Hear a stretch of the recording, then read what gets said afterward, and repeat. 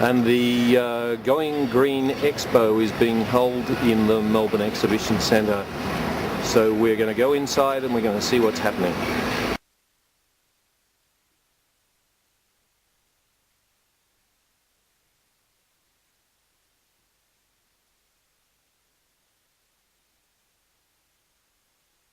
With Anthony Doran. Anthony, you're the driving force. It was your idea to put all this together, the Going Green Expo. Can you tell me all about it, please?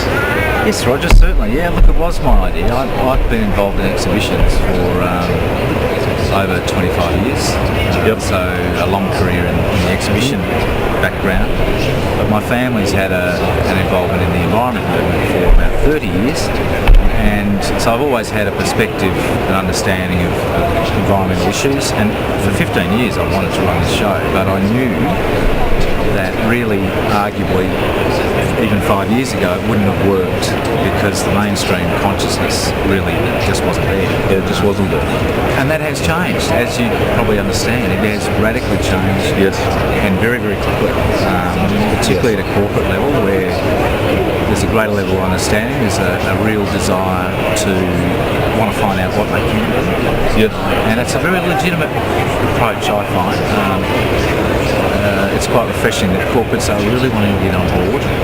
Look, they see, obviously, potentially some commercial advantages for them. There's cost savings and benefits. A lot of what they're introducing environmental management-wise is actually, in the long run, saving them a lot of money. And how have things been going at the show so far? Because this is day 2, and it's 3.5 days, isn't it? 4 days. It's a 4-day show. 4-day show. Opening on World Environment Day, obviously, yesterday, which was fun and a good opportunity because we actually got a lot of coverage, thankfully, media-wise, focusing on the fact that it was World Environment Day. We had a reasonably good day yesterday, and today's looking good with people drifting in.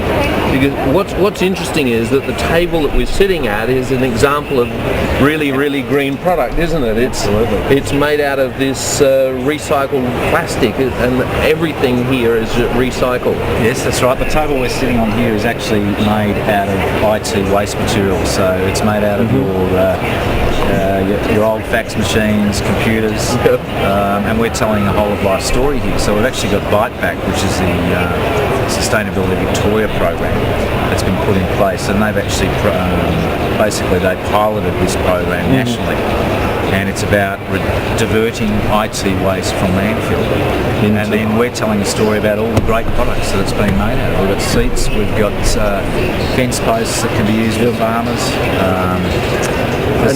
And so many of the exhibitors here have stories just like that, don't they? Right, absolutely. Every different person you talk to at the show has a terrific little story to tell about what they're doing and what their contribution is to the whole environmental picture and reducing our footprint, basically. Yes.